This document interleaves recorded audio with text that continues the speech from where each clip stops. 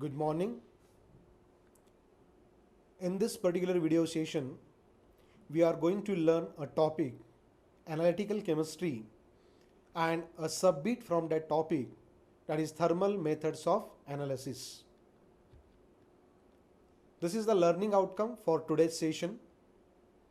At the end of this session, students will be able to describe thermogravimetric analysis of the sample. This is the content that we are going to learn in this session. First, we will learn the two definitions. One is of thermal methods of analysis, and second definition is of thermogravimetric analysis. Then we will see the construction and working of thermogravimetric unit, and finally we will learn what are the applications of thermogravimetric analysis. Now we'll learn the definition of thermal analysis.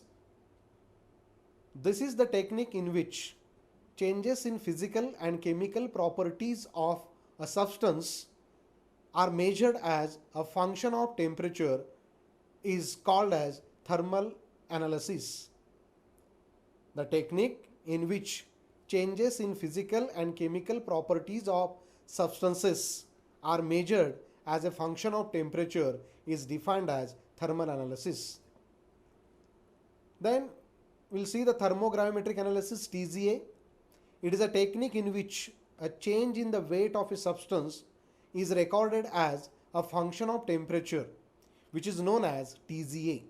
So thermal analysis is a broad definition of all the methods that are coming under thermal analysis method, and thermogravimetric analysis is one of the sub method of the thermal analysis. What happens in thermal analysis? We are learning what kind of changes are there in physical and chemical properties of the substances with respect to the heating of that sample is there.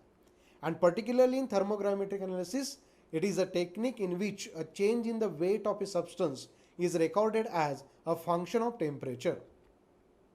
Now this is the block diagram. If you see here, the first part is a sample holder where we are holding a very small quantity of the sample to be analyzed.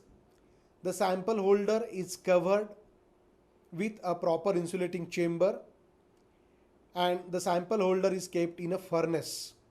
The furnace is then connected with microprocessor controlled power source, which is capable to heat the sample at a controlled rate for a specific period of time, which heats minimally 2 degrees centigrade per minute to 250 degrees centigrade per minute. That is the role of the microprocessor controlled power source. Now the furnace is also connected with the thermocouple as the thermal balance. Thermocouple and thermobalance both are connected to the furnace. When the sample is being heated, some of the signals are received by thermocouple and some of the signals are received by the thermobalance. So thermobalance receives the signal which gives us the knowledge about change in mass of a sample with respect to heating. And the thermocouple, what are the signal it receives? It gives us the knowledge what kind of temperature values are there which is incorporated to the sample is there. Then both are received to the recorder, where recorder plots a graph in between the values of temperature and change in mass, and by reading that graph one can predict about the purity of the sample. Now if you see here, this is the environment control equipment. The role of the environment control equipment is to maintain the inert atmosphere across the sample while the sample is being heated, because there is a possibility of reacting the sample with the atmospheric impurities, and the possibility is that the sample may get converted to unwanted byproducts. To avoid the chemical reactivity of the sample, to maintain the inert atmosphere around the sample, it is connected with the environment control equipment which gives the flow of inert gases across the sample. Now here I would like to ask you one question. The environment control unit is connected for, the option A is for maintaining inert atmosphere inside the furnace. Second option for heating the sample. Third option for forming the byproducts. And last option, all of these. Think for a moment.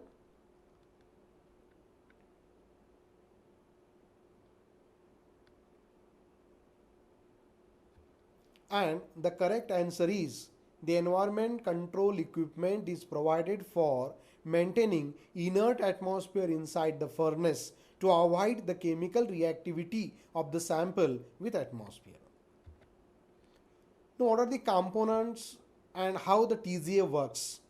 The main components of TGA apparatus are analytical thermobalance for measurement of mass of sample accurately at various temperatures, and the furnace linked with microprocessor controlled power source program to increase temperature linearly at the predetermined rate of 0.5 to 250 degrees centigrade per minute up to 1200 degrees centigrade. The third component is environment control equipment, which is provided for maintaining inert atmosphere during the heating of the sample. Thermocouple is provided for recording temperature values during heating of sample.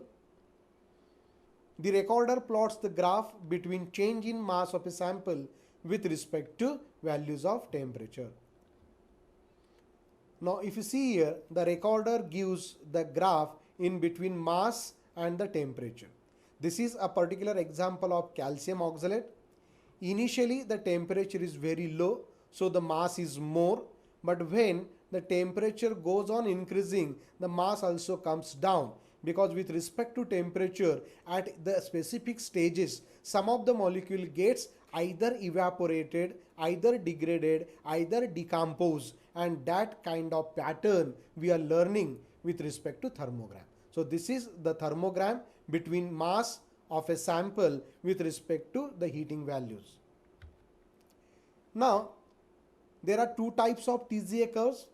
The qualitative and quantitative analysis recording the substance under study can be obtained from thermogram, that is a plot of change in mass versus temperature, or a plot of dm by dt versus temperature, and the TGA curve consists of horizontal portions and downward portions. Now, what are horizontal portions? These portions represent no loss in weight with increase of temperature, and the compound is thermally stable over that temperature range. This information is important because it reveals the temperature range in which substance like polymer, packing material, alloys may be safely used. So I'll show you the graph. So this is called as the horizontal portion where the compound is thermally stable. So in this particular temperature range, there is no change in the mass of the sample, that is known as the horizontal portions. The second type of curve is downward portions. The portions indicate the weight loss due to dehydration, decomposition, formation of volatile products at the temperature. TGA thermogram is characteristic for a given compound since unique sequence of physical or chemical changes in compound occurring over a definite temperature ranges, which is a function of molecular structure. Now we'll learn applications of TGA, that is qualitative analysis. The stability of a substance at the increased temperatures can be learned. Identification of compound, the curve being characteristic footprint for the compound, purity of compound, and decomposition mechanism of polymers, salts, etc. This is the quantitative applications. The percentage of compound in a mixture can be calculated from TGA. Percentage of compound in a mixture can be calculated from TGA. TGA study can help to find the amount of filler in a polymer. Now finally, what are the limitations? It is applicable for only those substances which undergo change in mass with temperature. The first limitation is that it is applicable for only those substances which undergo this type of mechanism, that is change in mass with temperature. It is not useful for pure fusion reactions, crystalline transitions, and solid state reactions in which no volatile products are formed. All this I referred by using a textbook of engineering chemistry written by Jain and Jain. Thank you.